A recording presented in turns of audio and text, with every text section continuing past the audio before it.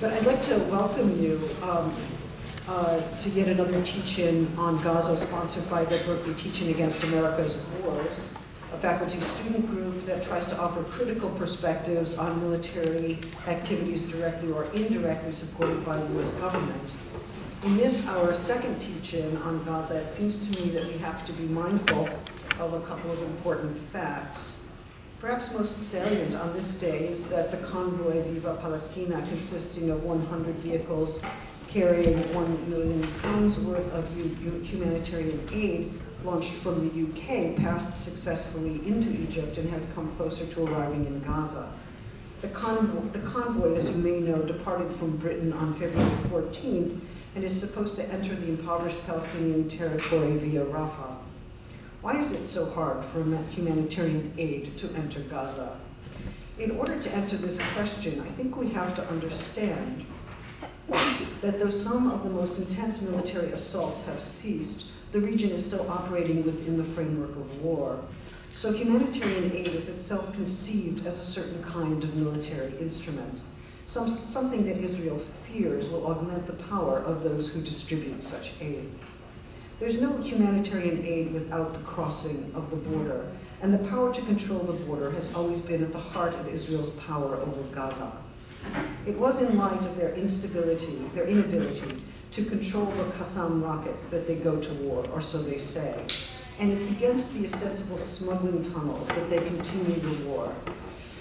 And it was always, from the outset of the military withdrawal from Gaza, the border which would remain within complete Israeli military control. If Gaza has been called, rightly, an open-air prison, it is because, though you may not find Israelis inside at any given time, you will find that the strategy of siege allows them to be outside, indeed, to determine the difference between inside and outside by maintaining and patrolling and enforcing the border through whatever military means are available. If the idea of humanitarian aid is that it should transcend established national and military borders, indeed that the justification for humanitarian aid should transcend such borders and such sovereignties, then humanitarian aid constitutes a threat of war, threatening the final power of the sovereign state to decide what and who will enter, under what conditions, and with what restrictions. The blocking of humanitarian aid is clearly one way to assert this continuing control over the border, but it's also a way of defending a certain sovereign power against an international set of norms, legal, medical, and humanitarian, that would doubtless expose and denounce the abrogations of basic human rights, the right to food, shelter, protection, assembly, and movement, to name a few. In addition, and perhaps even more fundamentally, though the fear that Hamas might be part of the distribution of some goods motivates the convoluted structure of humanitarian plans, including those recently proposed by Hillary Clinton and the Obama administration, we have to consider whether the opposition to Hamas is indeed more fundamental than the desire to comply with international norms. In other words, the promise of humanitarian aid that is meant to alleviate suffering, starvation, basic and urgent medical needs, the rebuilding of schools and houses, of community structures, all this is linked to the dismantling of local power so that the bringers of humanitarian aid effectively reserve the right to decide not only how the aid will be administered, but what the new administrative power will be. In other words, the conditions attached to humanitarian aid become a way to establish a new political power by bypassing elections and other expressions of popular will. Is this then a question of humanitarian aid, if we think about US policy for instance, or is it a question of a coup d'etat by other means? Is it also a continuation of war in the midst of what is sometimes called peace, especially when we consider that it is blackmail and extortion that constitute the conditions under which Israel will allow for aid to move across that border? Sorry, that was a little polemical intro. Our two speakers tonight are both extraordinary intellectuals and activists, and we are lucky that they have both come to us to discuss the current state of war, or the current state of peace, or indeed the current state of things that may be a kind of war that takes place under the aegis of peace. They have both been close to the operations of Israel's border. Falk, the United Nations rapporteur for human rights in the occupied territories, was in December turned back from the border of Israel, accused of imbalanced political viewpoints, of using the term Holocaust to refer to the potential genocidal implications of Israel's own policies. Most importantly, he has struggled in the last years to bring attention to the violations of the Geneva Conventions committed by Israel, as well as to the war crimes it is now charged with. He has published in The Nation and elsewhere several important pieces that underscore the injustice of collective punishment, of targeting civilians, and of what is called disproportionate military response. He writes with perspicacity and courage. We are lucky enough that he has made California his home in recent years in his capacity as Professor Emeritus of International Law and Practice at Princeton University. He's the author of several books, including The Costs of War, International Law, the UN, and World Order After Iraq. Our second speaker is Samra Esmir. She is an assistant professor of rhetoric here at the University of California at Berkeley and an affiliate of the Center for Middle Eastern Studies. Students here know her as an intellectually vibrant and erudite intellectual whose scholarly and politically efforts to probe the contemporary formations of violence are quite simply unparalleled. Esmir received her PhD in the Law and Society program at New York University in 2005. Prior to that course of study, she received 2 law degrees, first at the Haifa University Faculty of Law and then at Tel Aviv University. She worked actively as a lawyer for Adalah, centering on legal issues pertaining to Arab minority rights, residency, and housing rights, before pursuing her PhD at NYU. Her dissertation work at NYU and her forthcoming book focus on British colonial rule in Egypt, a study that considered, among other things, the interaction of disparate state and legal functions under colonial rule, the internal complexity of legal claims arising out of separate traditions of legal entitlement, especially in relation to space and land, and the notion of humanity that emerged from within colonial conditions, both to address modes of exclusion and dispossession, but also to augment the specific form of legal rationality of colonial rule itself.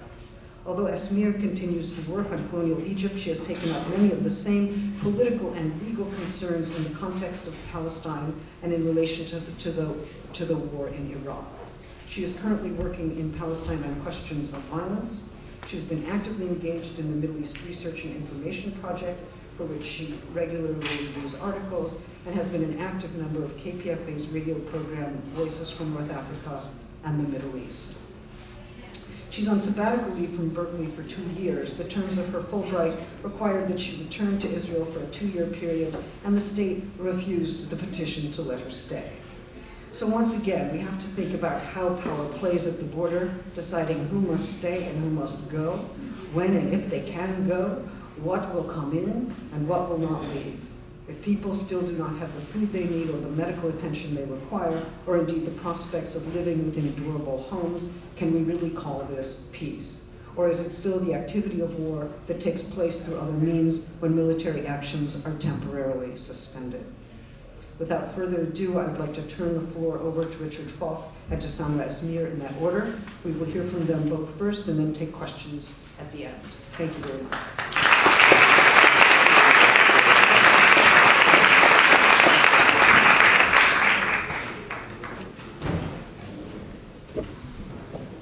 Thank you very much. It's a real privilege to share this program with both Samra Esmir and Judith Butler, both people I admire greatly for both their work and what they represent in terms of their engagement with the great issues of the day. I want to try to talk a bit about the Gaza situation as it has unfolded. And I think it's important as a matter of background to appreciate the degree to which the devastation and suffering is not just a matter of what happened between December 27th and January 18th. That the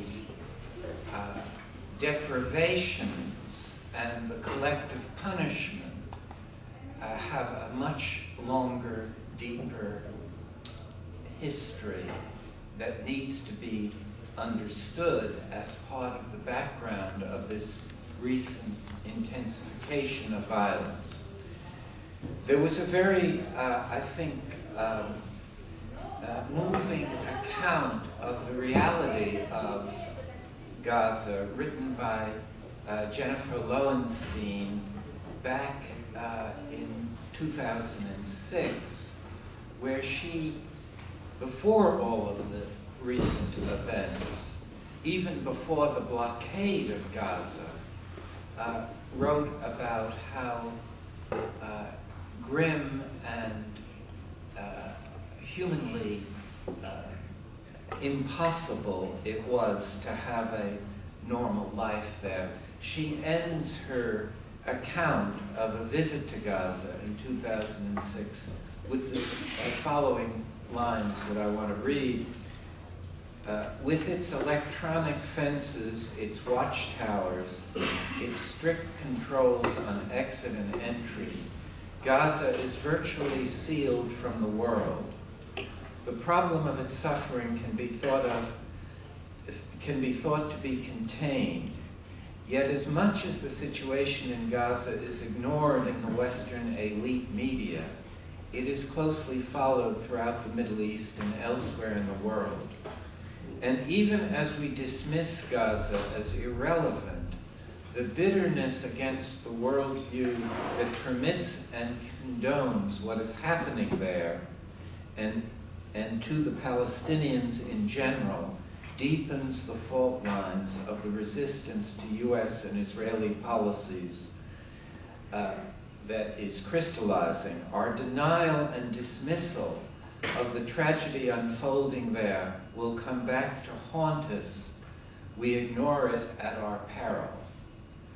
And I believe these lines apply with even greater force today. And that this dreadful human condition that we all are, in a sense, complicit with by not being attentive to, is something that is literally a scandal that is allowed to continue. The events of the Israeli attacks on Gaza that originated on December 27th and continued for 22 days did shock the world in a way that nothing previously, I think, had a comparable impact in terms of the Israeli treatment of the Palestinian issue. And what made it shocking, I believe, was the spectacle of one-sided political violence directed at a civilian population that was essentially defenseless, that was in a relevant way without weapons. And you can see that from the comparative casualty figures, that virtually no Israelis were killed by Palestinian military resistance.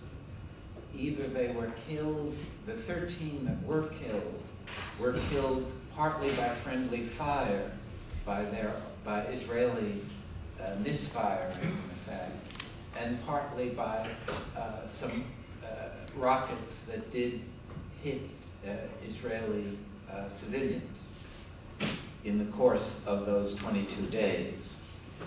But what is particularly I think, notable in terms of contemporary warfare are two features of this experience.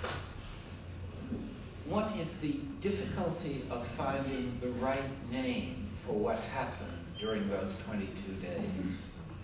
It doesn't feel like a war because there is no reciprocal violence. It is so one-sided in its effect. And it was up to the Israelis to decide how much devastation, how much destruction to inflict.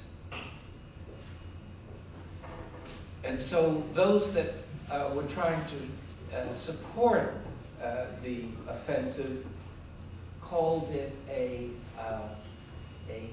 necessary defensive operation. Those who were critical of it only found the appropriate words by reference to war crimes. They talked of massacre or crimes against humanity, or even talked in terms of a sustained atrocity.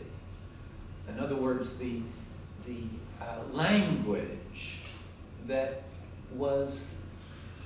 explains part of the shock effect of this experience on world public opinion, less here than elsewhere, but still even here, was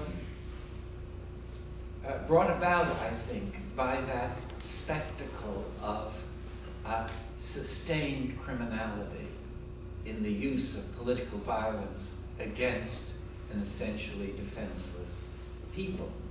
And this was intensified by the second, I think, distinctive feature, which is to deny a civilian population the option of becoming refugees by fleeing the war zone.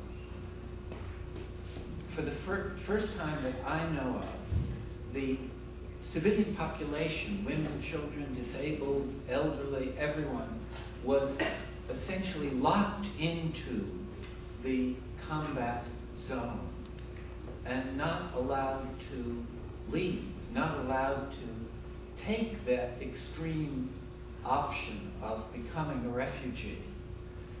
And this was in some ways given a racial imprimatur by allowing foreign wives to leave, or foreign spouses perhaps. And 200 apparently were permitted to leave Gaza. But every Palestinian was denied that option to become a refugee. It seems to me this is such an intensification of attacking a defenseless society and not allowing that desperate form of refuge that it seems to me to deserve particular attention and perhaps be delimited as a new form of criminality in wartime. There is a further, I think, fundamental issue that involves correcting the narrative that has been inflicted upon our political consciousness by the media, having been influenced, I think, by the Israeli government and the US government. And that narrative involves the discussion of whether the Israeli use of force was disproportionate or not. See, and what that narrative presupposes is that Israel had some defensive justification. It was just a matter of whether they were doing too much in exercising their option to defend themselves. And it seems to me this crucially shifts the focus from a rather limited objection to the way in which force was initiated and being used, and avoids the more central objection, which is the absence of a genuine claim of self-defense and the recourse to force in a manner that constituted aggression. So that the real discussion should have been about aggression, not about proportionality. Of course, it was disproportionate. It was obscenely disproportionate. But that's not the fundamental question. The fundamental question, in my view, is the absence of any credible foundation for claiming a right of self-defense or acting in terms of a defensive necessity, which was supposed to be created as a result of Hamas firing rockets into the southern part of Israel. And to the extent these rockets were fired, they too constitute a violation of the laws of war, and to the extent they're aimed at civilians, are violations of international criminal law. But it must be taken into account that they did virtually no human harm. There were very few casualties, so that doesn't excuse them, but it provides something of a context. But that's not the main position that I'm trying to suggest, which is the absence of a legal, political, or moral foundation for claiming self-defense. And this argument, in brief, rests on several propositions. The first is that there had been a ceasefire, in effect, that had reduced the cross-border violence virtually to zero. It had succeeded very successfully, and that to the extent it was violated, most of the violations were Israeli incursions into Gaza, and the most persistent violation was engaging in targeted assassinations during the period of the ceasefire, which is itself a violation of international humanitarian law. But it also has to be taken into account that Israel failed to uphold a much more fundamental aspect of the ceasefire that Hamas was abiding by. Namely, they never lifted the blockade, which was a form of collective punishment that they had agreed to remove as part of the ceasefire arrangement that had been negotiated under Egyptian auspices. And the blockade, which restricted the entry of food, fuel, and medicine to Gaza, was driving the population as a whole to a point of physical and mental collapse before these attacks occurred. And there are various statistics that have shown, have demonstrated the decline in nutritional health of the civilian population. 46% of Gazan children were suffering from acute anemia, again, prior to these events. So the fact that the ceasefire was working, and despite the maintenance of this unlawful form of collective punishment, certainly deprives Israel of any claim that it didn't have a diplomatic alternative to the use of force. Even if you accept the credibility of their argument about protecting their population from rocket fire. And then in addition to this, the November 4th attack by Israel in Gaza that produced a series of Palestinian deaths. At least 6 Palestinians died, was the provocative act that brought the ceasefire to an end. And even then, Hamas continued to suggest that it would restore the ceasefire provided Israel did indeed lift the blockade, which is, Israel was not, that was an unlawful undertaking to begin with, and in a sense, they shouldn't have had to make that a condition for a ceasefire. But it was certainly a reasonable demand. So, from the point of view of international law and international morality and the United Nations Charter, a fundamental premise is that defensive force is only permissible if there's no diplomatic alternative. And here there was a clear diplomatic alternative, and it was clearly repudiated by Israel.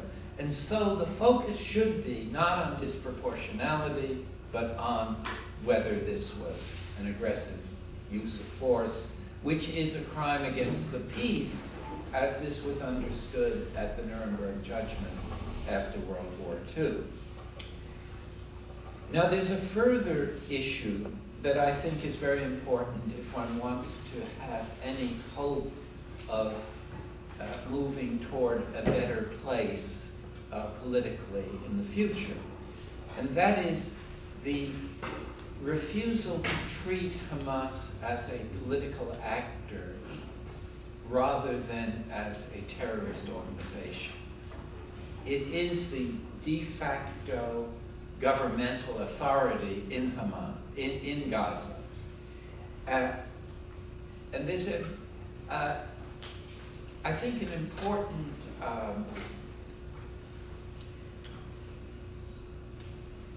assertion that the former British Prime Minister John Major made in describing his efforts to solve the problems of political violence in Northern Ireland. He said he only began to make progress when he stopped treating the IRA as a terrorist organization and began treating them as a political actor, and began to understand that they had grievances as well as the other participants in the conflict.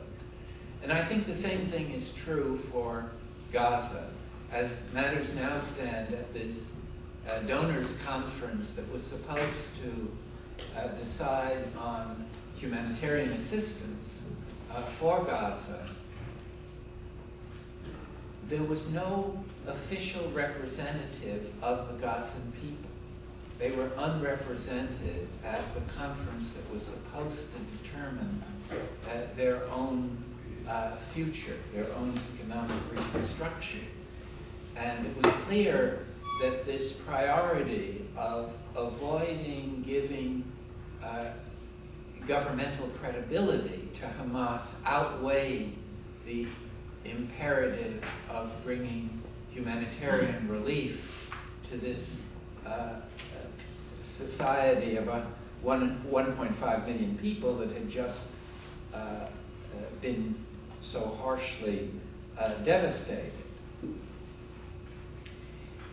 And I think there's every reason to think that Hamas wanted to be treated as a political actor. When they won the elections in January of 2006, they immediately established a unilateral ceasefire that they maintained for a year despite the continuation of Israeli targeted assassinations. In other words, when they entered the political process, I think they made a calculated decision that their role in behalf of the Palestinian struggle would henceforth be primarily a political role. And that doesn't mean they didn't do some bad things, both in their rivalry with the PLO and the Palestinian Authority, and in imposing a certain kind of Islamic discipline upon Gazan society. But I do think that they have consistently evidenced a desire for a long-term ceasefire. They have indicated that if Israel withdraws from occupied Palestine, they would accept the idea of coexistence and establish, they've even talked of a truce lasting 50 years. And it seems pretty clear that this is not something that they are just saying as a public relations stunt. This represents, I think, a real political position. Now, if we try to understand why Israel engaged in this behavior, I think there are several factors that need to be taken into account. I think the most central factor is probably the sense that for Israel to pursue its goals in the West Bank, they needed to establish the uncontested authority of the Palestinian Authority under Mahmoud Abbas, and that depended on either destroying Hamas or decisively weakening. Secondly, I think they wanted to send a signal to Iran that Israel is prepared to defy international law and the United Nations and world opinion, and will use force whenever it serves their interests, and will not be, in that sense, deterred. So that in one real sense, the Gazans were made to be sacrificial proxies for Israeli objectives that had nothing to do with Gaza. They had to do with securing their goals in the West Bank and their regional concerns about the threat perceived to be associated with Iran. Lesser objectives, but I think also important, was to restore public confidence in the Israeli Defense Forces after their perceived defeat in Lebanon in 2006. And then probably related to this was the desire to demoralize the Palestinian people and to make it less likely that there would be a focus on what was happening on the West Bank. So in one sense, the whole Gaza campaign can be understood as a gigantic diversionary move to shift the attention to Gaza and away from the West Bank, where accelerated settlement expansion is taking place, and where the long-term real Israeli objectives are being realized under a false banner that Israelis, the US, and everyone is pursuing a two-state solution. So at the very moment that the rhetoric of a two-state solution is being asserted, it is undermined in a rather dramatic way by the actual fact of settlement expansion, demolition of Palestinian homes in East Jerusalem and parts of the West Bank. According to Peace Now, there is a Israeli plan that has been approved by the cabinet to have 73,000 new housing units on the West Bank, which would almost double the population, settler population. and accompanied with a slow dynamic of ethnic cleansing in East Jerusalem to create a situation where the notion of a Palestinian capital in East Jerusalem becomes increasingly unlikely. So I think one needs that wider context in order to understand what has occurred in Gaza in this period. Now, if we ask the question, where do we stand in terms of this situation that has emerged out of this Gaza attack, it in many ways seems to have backfired. Hamas politically is stronger than it had been politically, especially in the West Bank. Therefore, the authority of the Palestinian leadership under Mahmoud Abbas that had been substantially co-opted has been weakened and discredited to a significant degree. The rocket pretext for the Gaza campaign has not been removed. Rockets continue to be fired from Gaza in retaliation for Israeli incursions that have continued since the ceasefire.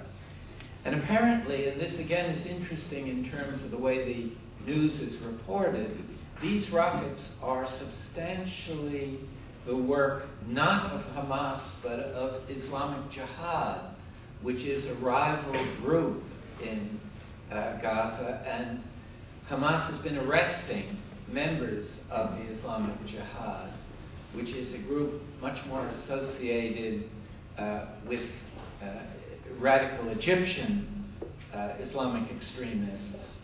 And so there's a complexity there that is largely ignored in the perception of what's happening.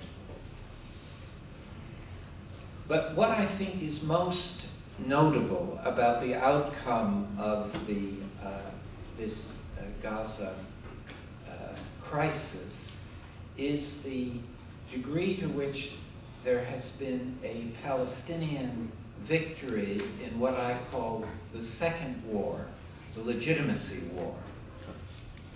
There is no question that for the first time, war crimes allegations against Israel have been taken seriously in the mainstream, even asserted by leaders of the United Nations and even to some extent by the UN Secretary General.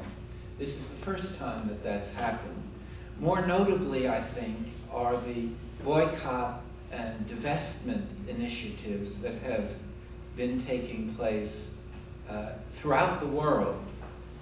Contracts broken with companies that do substantial business in Israel, discussions of divestment in a series of European and North American universities, and a general sense that this second legitimacy war is a successor to the anti-apartheid struggle that was waged in a comparable way on a global political battlefield. That is, and I think the important point, and I don't want to dwell on it, is that the outcome of many struggles of the last 50 years is not settled on the military battlefield, but on the political battlefield. If often very militarily dominant parties in conflict end up losing. One of the dramatic cases, of course, is the United States in the Vietnam War. It won every battle, had complete control of air, land, and sea, and yet lost the war And if you look at the regimes such as the Shah's regime in Iran or the South African apartheid regime, they had complete military control over the political space that was at issue, and yet they collapsed. And one of the things I think that is not understood is the limitations on the capacity of military power to structure political outcomes. And it is significant that the Palestinians are beginning to succeed in this legitimacy war. How that's translated into tangible political results remains very uncertain. And I want to just conclude my remarks by making just a couple of comments about the prospects for some kind of peace arising out of new leadership in this country and out of the sense of opposition that is mounting in the world to the kind of Israeli approach that has been taken. And the difficulty, I think, is that the two most plausible alternative scenarios for a Palestinian, satisfying Palestinian rights of self-determination are either a two-state solution, which seems increasingly unrealizable due to the scale of the settlement movement, the accompanying road network, the huge investment, the huge political leverage that the settlers have on the Israeli leadership, which has been reinforced by the results of the recent Israeli elections, which have moved the leadership even further to the right as on matters of achieving some kind of negotiated reconciliation with the Palestinians. So that you have to be, you have to have some kind of very utopian imagination to figure out how you get from the present reality to a sustainable, integrated, coherent Palestinian sovereign state that coexists with Israel. But on the other hand, if you think about a one-state secular solution that in a sense combines the two peoples and abandons the notion of ethnic states, this would involve a giving up the Zionist project and seems unrealizable in terms of any kind of foreseeable Israeli leadership even entertaining this prospect in a serious way. And interestingly, Olmert, the outgoing prime minister, made a rather arresting comment on this issue. And it's something that I think we need to reflect upon. He said, and I quote, "More and more Palestinians are uninterested in a negotiated two-state solution because they want to change the essence of the conflict from an Algerian paradigm to a South African one, from a struggle against occupation in their parlance to a struggle for one man, one vote. That is, of course, a much cleaner struggle, as a much more popular struggle, and ultimately a much more powerful one. For us, it would mean the end of the Jewish state. If the day comes when the two-state solution collapses and we face a South African-style struggle for equal voting rights, also for the Palestinians in the territories, then as soon as this happens, the state of Israel is finished. See, it's an extraordinary statement in a sense. But again, from a practical, political point of view, it seems to me unimaginable that one can envision that transition from what exists at the present time to the willingness of an Israeli leadership to accept that kind of fundamental shift. Of course, and this is what I want to end on, this kind of politics of impossibility also would have caused complete pessimism in South Africa up until the time when you had this unanticipated radical shift in the Afrikaner elite that was running the country.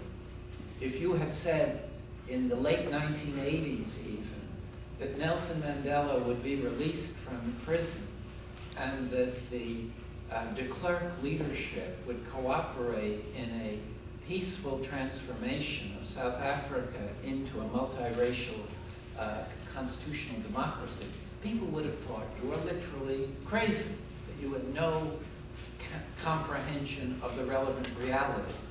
So we must continue the struggle for a just outcome of the Palestinian-Israeli conflict for both peoples, even though at least my moral and political imagination cannot envision how that just outcome can come about.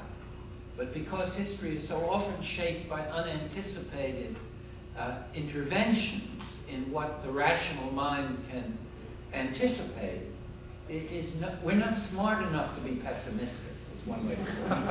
And therefore, the ethics of engagement in the struggle is the basis, in my view, for continuing to be committed to doing what we can in a tangible way.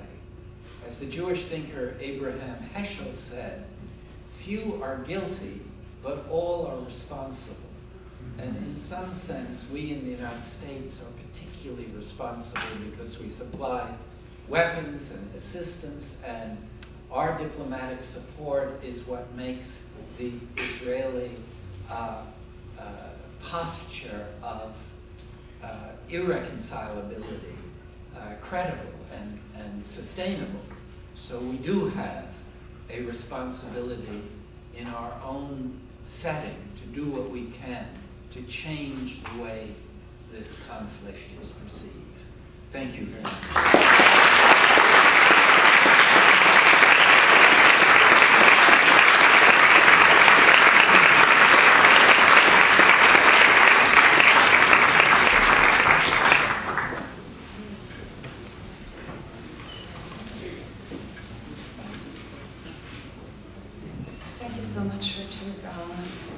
And I want to also begin by thanking Judith for organizing this in Sabah as well as special thanks for Yaman, who's been historically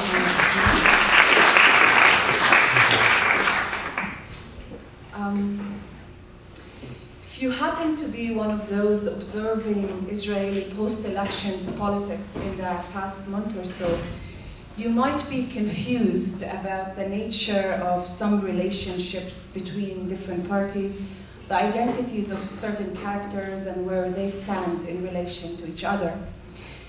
As I observe the efforts to form a government in Israel, I find myself often reminded of endless soap operas.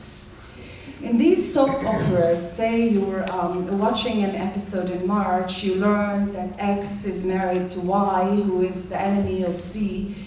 You get bored, you quit watching, you come back to your TV months later, you're tempted to watch another episode in May. This is when you learn that by now the enemies Z and Y have become lovers, and the lover X is plotting some revenge schemes to destroy the lives of both. Israeli politics are performance with similar confusing characters and relationships. Less than 2 months ago, Foreign Minister Tzipi Livni, who functioned as Israel's spokesperson and who, while explaining to the world why it was necessary to destroy Gaza, together with Defense Minister Ehud Barak, who executed the war on Gaza, less than 2 months ago, these two enjoyed a partial love affair with he who would become the Prime Minister of Israel, right-wing party leader Bibi Netanyahu. During the war, the three politicians from left, center, and right shared the conviction that Palestinians in Gaza needed to be led into submission and learn to let go of any aspiration to resist the occupation. The three agreed that all destructive and deadening measures were legitimate in the pursuit of such end. 1 month later, Tzipi Livni is refusing to join Netanyahu's government because Netanyahu refuses to commit to the peace process and the two-state solution, as Livni and her party Kadima do. They're committed to this peace process and the two-state solution. Netanyahu, the next Prime Minister of Israel, Livni tells us, is not committed to peace. And indeed, he's not. He's rather committed to introducing security and economic reforms in the territories of the Palestinian Authority, and he openly declares that no Palestinian state will be established on the 1967 occupied territories. But that despite the differences between the three, from left, center, and right, in relation to peace and in relation to the possibility of a Palestinian state, whatever form it may take, what the three politicians share is a non-conditional endorsement of war and violence against the Palestinians. In Israel, war has been an option available, open to both peacemakers and non-peacemakers.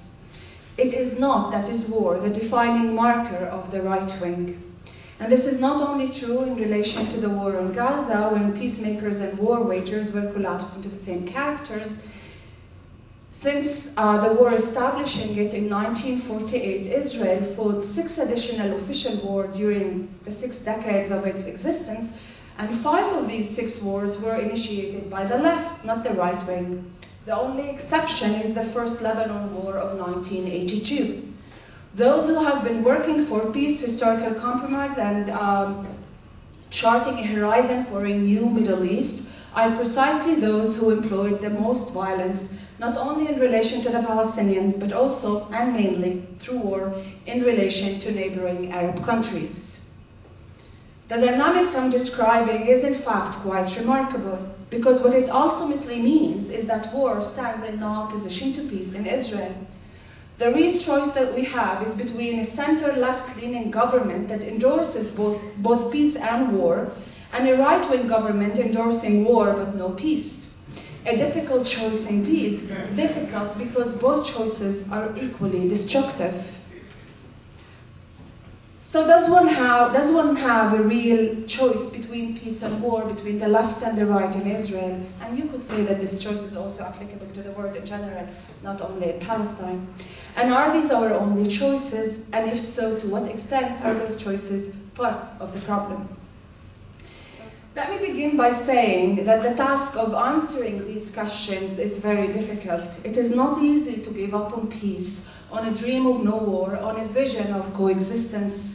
It is also not easy in the Palestinian case because the alternative is the persistence of the occupation. Many people in this room desire a peaceful future, a new vision, and an end to the daily routine of violence. So to produce some sort of an assurance, we find ourselves arguing that indeed, in times of war, most differences are collapsed and all Israelis come together to defeat what they established as their eternal enemy. But once the war is over, the differences, we assure ourselves, will surface again, and thus we should direct our actions against defeating those who do not want to reach peace in favor of those who want to achieve it, even as the latter make wars in the process. We make these arguments because we have a deep need to establish some sort of a distinction so that to maintain some hope, some vision that the future may indeed be a better place despite all the odds. And we also have the need to act in this world, for if all is equally bad, if war is like peace, why would we even bother to intervene politically? What would keep us going? If all things are the same, if distinctions collapse, how is change going to be generated? I want to address these questions today and to suggest that we can act politically and effectively without having a vision of an idealized future, and in this way I agree with Richard Falk, and while also maintaining a critical distance from a right-wing no-state camp and the left-wing two-state camp, peacemaking and war-making. It is my conviction that the critical reflections on these practices is most urgent before Palestine is lost forever. But in order to be able to discuss, to just tell you how I think we can get out of this impasse, at least theoretically, let me present some remarks about the history of the question of Palestine and some of the different shapes it has taken, especially now. Let me just focus maybe on how it's manifested in both Gaza and the West Bank, because I think there is a difference, and I want to tell you a bit about the difference and connect them together. And then I will come back to the questions that I raised towards the end. We tend to think that the question of Palestine or the Israeli-Palestinian conflict is a conflict over land. Indeed, when Israel was established in 1948, almost 3/4 of the historic land of Palestine metamorphosized into Israel. Throughout the years since 1967, the second episode of occupation, the remaining territory also shrunk as highways were paved, settlements built, and walls constructed. But there is more to the question of Palestine than the land of Palestine. There is also a deeply implanted racism that reveals itself in the supremacy that accompanies Israeli operations and practices. The supremacy engenders politics that deal with the Palestinians through the duality of subordination or elimination. Within this framework, the Palestinians are not allowed anymore to act politically. They can either receive bombs and destruction or participate in pathetic peace rituals where they listen to Israeli complaints that they have not been delivering on their promise to stop Palestinian resistance. There are, in short, two Palestinians that the Israeli governmental case is incapable of seeing: a docile participant in peace performances or a target of violent operations. You cease to be a target once you become a docile partner. Israel ultimately demands peaceful coexistence with the Palestinians, who must resign themselves to imprisonment, or otherwise it threatens them and practices the destruction of their lives. The Palestinians have no choices in the Israeli script, two choices in the Israeli script: subordination or annihilation. But subordination is not an alternative to destruction, but as another way in which Palestinians can die as they're living. This analysis, it's relevant, of course, to the Gazan story, the war in Gaza that we've seen, but it's not only relevant and valid in relation to Gaza.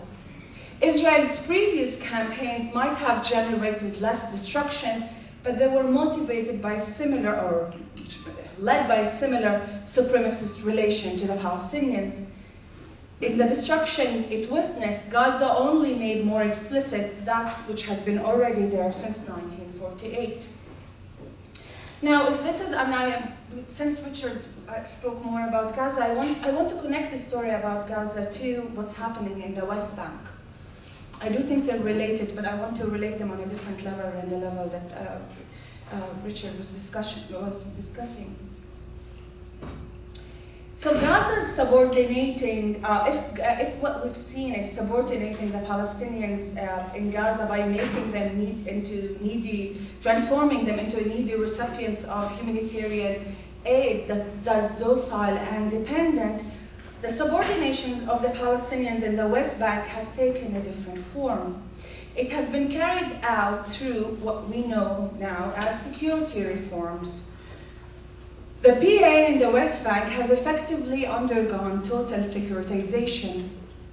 By securitization, I mean that the primary function of the PA the security apparatus. It is security, the general field of power that coordinates other fields, primarily the juridical and the revolutionary.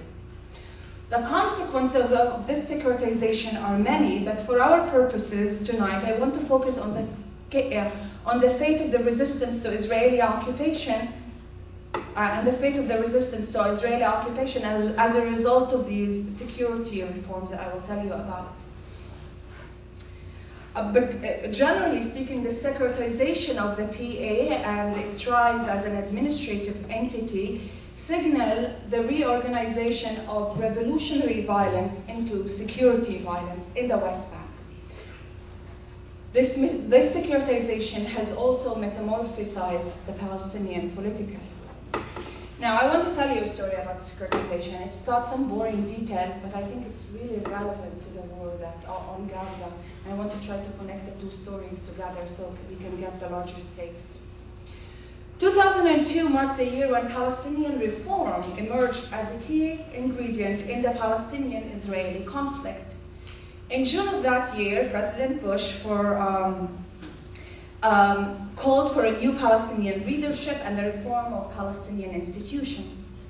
Less than a month later, the Quartet of Middle East mediators established an international task force for Palestinian reform. And already in September, that task force pointed to September of that year, that task force pointed to security sector reform as an integral part of peacekeeping. Some argue that the non-US members of the Quartet did not agree with the American approach, especially in relation to the question of the change in leadership. The Americans really wanted to change Arafat's leadership. All, however, the Europeans, everyone agreed that Palestinian institutions, including the security sector, awaited reform.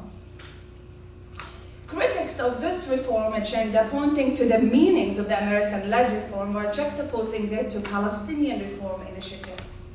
It is said that the objective of the American-led reform was to weaken Arafat and was meant to delay the discussion of the final status issues before a radical reform can take place. That is, they basically said we can't discuss future plans for Palestine before Palestinian institutions can reform themselves. On the other hand, the indigenous, quote-unquote, Palestinian call for reform pointed to the failure of the PA to, I quote, both properly manage the conflict while withstanding Israeli attacks and international pressure. So they were pointing to another concept of security. The primary goal of institutional transformation, in their view, was to strengthen the Palestinian capacity to challenge Israeli occupation, the Israeli occupation, not to provide it with security. Now, despite the plurality of different positions on the question of security, the work of reform, of security reform in the PA, has been challenged primarily since 2005 through the technologies of what is known in the world as security sector reform, SSR. So what is SSR? SSR takes the security sector to include wide range of armed forces as well as a complex, multi-layered governance structure.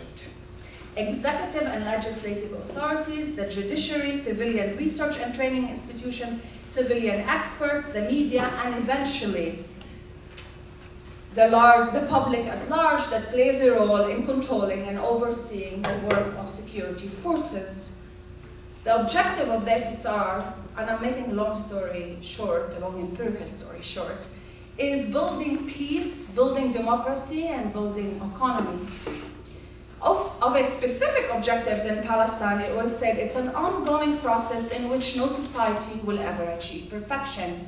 Useful is an overreaching policy framework, such as the national security policies, that constitutes the basic for comprehensive SSR, including the legal reform process.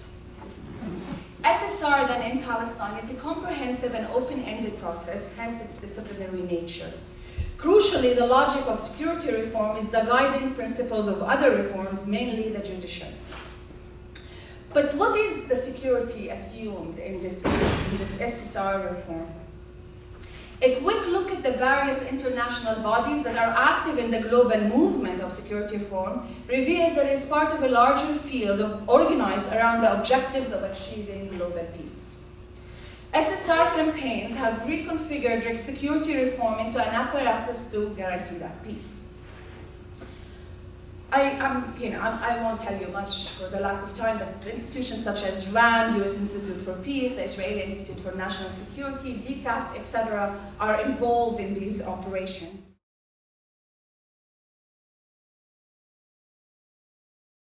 Just puzzled, or not puzzled, maybe I'm fascinated by the fact that more energy is being directed in this direction than directed to supporting the right of the Palestinians to resist the occupation. So why is it that this is not as prevalent as the legalistic language? And I would want to use the legalistic language in a context, in a broader context, I think, as Richard was indicated, also of supporting the Palestinians' right to resist. And in the 21st century, this kind of vocabulary seems to disappear of speaking about what it means to engage in violent resistance or non-violent resistance, whatever that may take. And so this would be the law versus resistance aspect of it. But the peace one, I'm not trying to end up on a dichotomy. I actually think this dichotomy, if you choose peace, you choose war in Israel. I'm not making, so far as there is peace, it's only peace process. I only know it historically and sociologically. I don't have any idealized notion of it. I know that it existed for the past, say, since the early 90s. We've been doing peace process for almost 18 years, and when the West Bank and Gaza have been occupied for 40 years, a bit more, 42 years. And so it's almost half of the time we've been engaging in peace process. So for me, that's the peace process. I don't have an idealized notion. I work from the actual reality that exists, and that is the peace process that is available for me. So my way out then is to introduce different vocabulary. I don't see another peace process with Israel. I really don't. And there's another objection to this, which is I am not sure why peace has become both the means and the end. I think that the objective should be the end of occupation, reach a just solution to the question of Palestine. That's the objective. It's not peace. The objective shouldn't be the peace. But once the objective becomes peace, then we've forgotten about the other context. And this is where I begin to worry. I would add just two points to what Summer has said. The first is that the peace process, in part, has been a smokescreen behind which the accelerated expansion of the settlements has continued. And this was explicitly brought to consciousness during the so-called Oslo period, where when any objection was made to expansion of the settlements, it was repudiated as disruptive of the peace process, and all these questions would be taken care of in the final status negotiations. And all this period, the settlements go on getting bigger, making this whole process a kind of camouflage for Israeli territorial expansionism. And so I think that's a very... And the second point that I wanted to make is that part of the problem of Palestinian agency, in my view, is the misrepresentation of Palestinians on an international level. That they have co-opted leadership that doesn't really reflect the aspirations of the Palestinian people. And it's very misleading. I've dealt with this in the UN framework, and it's extremely misleading because those that are representing in this intergovernmental framework Palestinian interests are so deeply co-opted by their relationship with Israel that they actually misrepresent. And that's very confusing in terms of the real Palestinian struggle for rights and dignity and a decent future. I'd like to thank our